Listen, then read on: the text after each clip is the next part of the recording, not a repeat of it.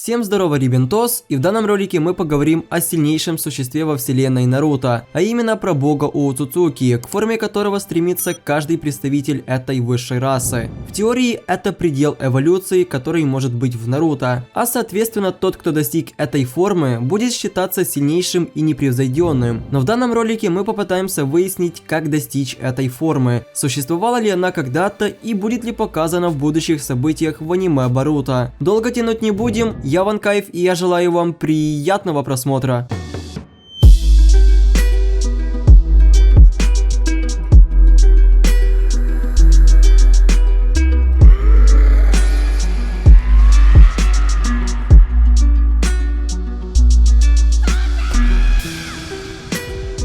Двадцать шестая страница 55 главы манги Боруто. Именно в этой главе первый и на данный момент единственный раз был показан предел эволюции Оцуцуки, то есть истинный бог в Наруто версии. Что нам о нем известно? А известно о нем на самом деле не так много, ведь после его появления появилось больше вопросов, чем ответов. По факту, единственное, что известно об этом существе, так это то, что достигнувший этой формы станет безупречным и единственным в своем роде. Простыми словами, он станет сильнейшим во всей вселенной или даже мультивселенной. И если я скажу, что он будет в миллион раз сильнее Мадары на пике его формы, то это никак не будет преувеличением его мощи или занижением сильнейшего Учихи. Как я уже сказал в начале ролика, каждый представитель главной семьи клана Оцуцуки стремится к этой форме. Тот же Ишики добивался этого, и сейчас добивается Мамашики. Однако, кроме него, этого также добивается и Кот, непригодный сосуд Ишики, который унаследовал его волю Оцуцуки. Сама же воля Оцуцуки заключается в том, чтобы продолжать пожирать миры и развиваться, пока они не достигнут своего предела эволюции. Но для начала Коду нужно стать Оцуцуки, а затем он уже сможет продолжать развиваться. То есть первым делом он должен посадить Десятихвостого, принести в жертву Каваки или Боруто, который на 80% уже Оцуцуки, вырастить плод божественного древа и потом съесть его, после чего он станет полноценным Оцуцуки. Однако тот плод, который съест Кот, будет в десятки, а то и в сотни раз сильнее плода, который съела Кагуя. Потому что, как сказал Ишики, плод – это вся жизнь планеты, когда-либо живущая или умершая на ней. Соответственно, плод, который съест Кот, будет хранить в себе силу Мадары, силу Кагуи и ее сыновей, и даже силу самого Ишики. А плод, который съела Кагую, в принципе не имел особо никакой мощи, потому что она пришла на планету, где не было совсем чакры. Люди понятия не имели, что это такое. То есть древо поглощала жизненную энергию самых обычных людей.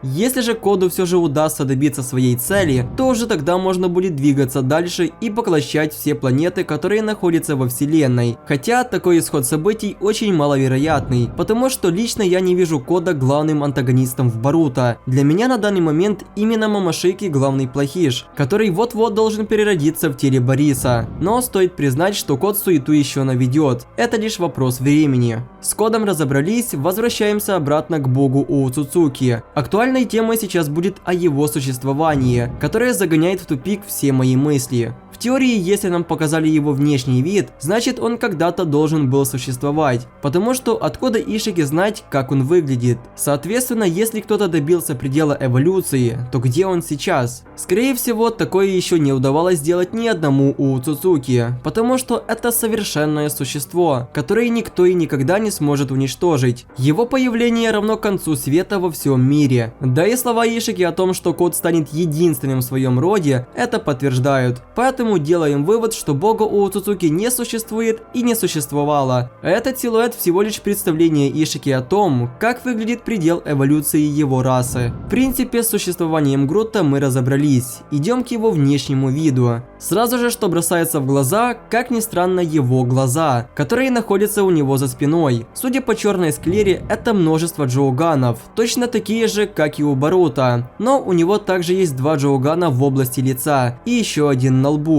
Если кто-то думает, что это не джоуганы только по той причине, что в первой главе рисовка глаза Бориса кардинально отличается, то это связано с тем, что дизайн джоугана тогда до конца еще не был продуман. Ведь первая глава манги Боруто вышла спустя 2 недели после окончания Наруто. Поэтому я уверен в том, что все эти глаза это джоуганы. Второе, что бросается в глаза, это его купол на голове. Не имею абсолютно никакого понятия, для чего он предназначен. Возможно, он отражает все эти глаза, что у него за спиной. спиной или управляет ими. Также его тело показано лишь частично, и мы не знаем, что у него находится ниже туловища. Однако за его спиной четко видно что-то наподобие корней, которые отрастают от его тела. Я не знаю, почему за его спиной так много этих глаз. Возможно, после каждой поглощенной планеты у него прибавляется один глаз, то есть одна планета равна одному Джоугану, и чем больше он их поглотит, тем больше у него будет глаз. Если вспомнить реакцию Урашики, когда он впервые увидел Джоуган у Боруто, то она была именно такой. Нихуя себе, блядь.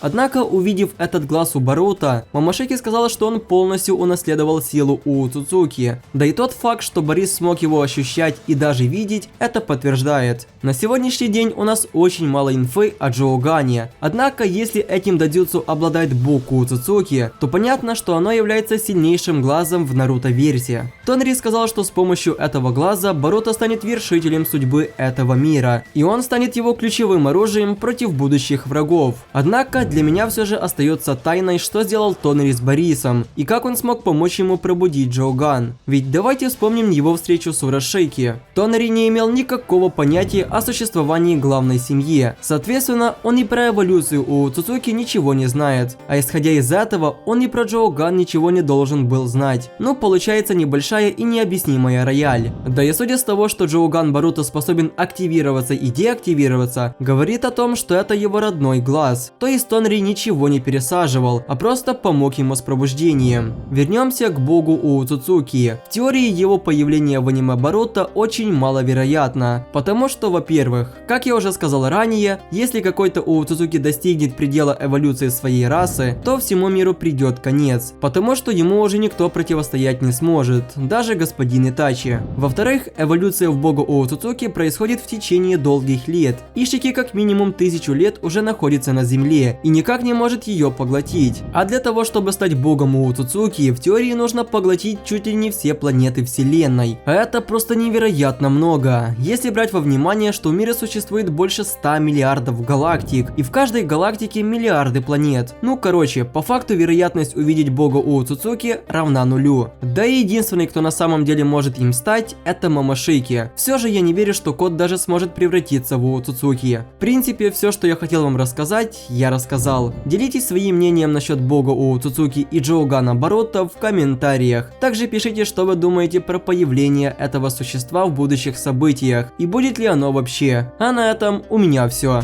Я надеюсь, что данный ролик вам понравился и вы оцените мой труд лайком и также подпишитесь на канал. Также не забудьте, пожалуйста, включить уведомления, чтобы не пропускать мои новые видосики. Ссылочки на наши паблики в Инстаграме, Телеграме и на беседочку в Дискордике будут, как всегда, в описании. Там же будет ссылочка, где вы сможете помочь нашему каналу развиваться. А с вами был Ван Кайф, и я желаю всем удачи.